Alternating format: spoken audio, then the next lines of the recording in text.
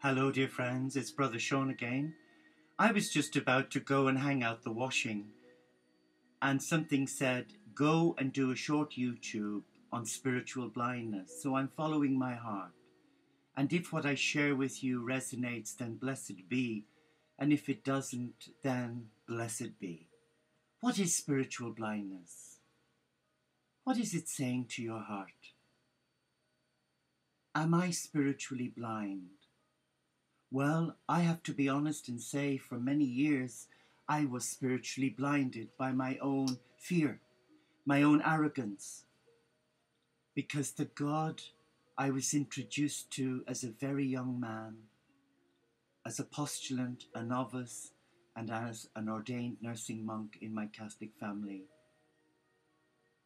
I was spiritually blind to the real truth about God, being totally selfless, forgiving and loving.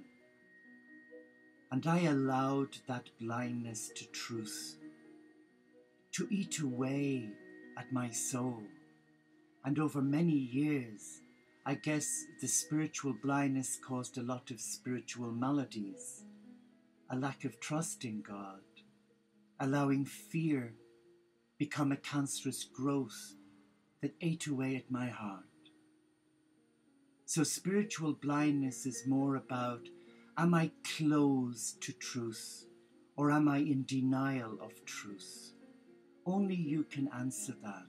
But I know I'm 63 now, and I have to be truthful and say for the best part of 45 years, I was spiritually blinded by fear. Because the God I know now is not the God I knew then. I was afraid of God the Father because of modeling my understanding of God as Father on my earth father, my birth father, who was a lovely man, but sadly he was brutish. And in his own lack of whatever, he never knew unconditional love as a child. He had everything that everything he wanted, he was given by his very well-connected, influential family. Through university, the best clothes, exceptionally good looking, and he was a womanizer who fathered 9 children, I being the eldest. But he'd no time for parental skills. And my mom, well, she was just a breeding machine for the church. I'm sure they were convinced that they had to go for the football team. But I still love my dad, and he's in spirit, and I forgive him.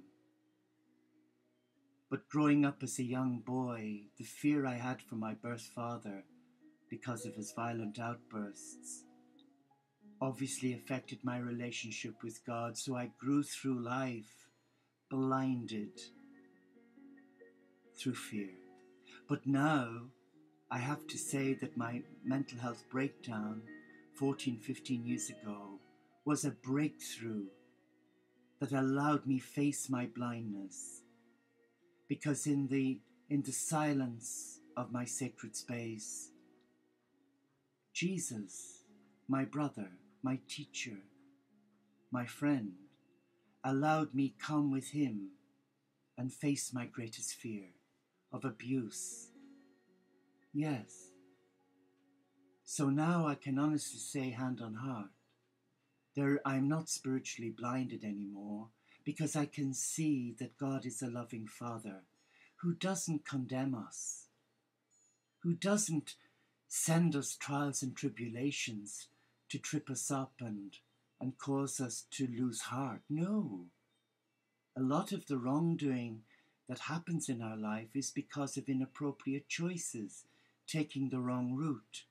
So what I'm saying to you is, we have a duty of care to ourselves, to our mind, to our heart, to our body, and not go down the route where we have expectations that society, politicians, the religious family we belong to, that should be dictating to us. That was then. Today we have a democratic God who allows us to use our gift of free will to choose. And in that choosing, we are eradicating all forms of spiritual blindness and disease that affects our divine connection. For us to connect with our heart and with God's heart, there needs to be harmony and balance. Because the heart is the gateway to the soul, and the soul is the gateway to a loving Father, Mother, God. And the love of the Father is represented in the color blue, and the Mother God is the color pink. And when you bring the two together, you get a profusion of the violet flame. So to address spiritual blindness, my heart is saying to you, there is nothing to fear. Acknowledge if you are, face it, but invite the company of heaven, the archangels, the angels, the messengers of God, with the ascended masters and your spiritual teachers, whether it's the Lord Buddha, Vishnu, Ganesh, Krishna, Sri Chimoy, Jesus, Francis, whoever. Ask them to help you, and then light a candle and allow that flame take on a new meaning of divine love. Kneel before it, surrender your heart to the Supreme. Surrender your life, your fears, and using your gift of free will, ask the Father, Mother, God to empower you with the tools to face your fear and eradicate all forms of spiritual blindness, and allow your heart embrace the mystical heart of a loving God. I wish I knew many, many years ago what I know now, but what I have learned, I guess through all the knocks, the pitfalls, the disappointments, illness, dealing with chronic pain, living with bipolar. These are my greatest prayers. They're not disabilities. They're God's ability to touch my life. And hopefully in my sharing with you, I am coming from love. I am not coming to preach at you. I'm not coming to dictate to you.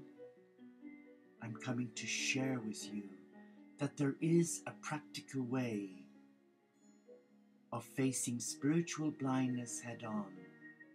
And the first thing is be aware of the gift that God has given you, your free will. And if you use that gift wisely, you will automatically kneel in the presence of the Supreme and surrender your heart. And then begins a wonderful journey, a love affair, sacred intimacy, where the divine can then speak with you, where the company of heaven can guide you, because you've allowed them into your space, because you have given them free will, because they are not allowed to interfere with your gift of free will. So they encourage us each moment of each hour of each day to use our gift of free will to embrace the divine through our heart, the gateway to our soul, the gateway to God. And this isn't religion, man-made. This is spirituality, God-given. Many live in fear of God because of the teachings of various doctrines in various religious families. I was just speaking to one of our community there who on our blog page attracted a beautiful lady from Japan who was interested that we embraced Muhammad, Buddha and Jesus. And immediately she was fearful because where she is in Japan, there is an imam who's abusing children. And she thought that we condone that by embracing Muhammad. No, we embrace all faiths and none, but we do not speak for any religion. And that's what God is inviting us to do, to embrace the Supreme in all faiths, because they are all the children of the same loving God. So we must remove that blindfold and see that in all faiths, those who follow that belief are all children who shared the same loving Father, Mother God as me and you. And I have a duty of care to meet with them, to pray with them, but more importantly, to love them. That is spiritual freedom.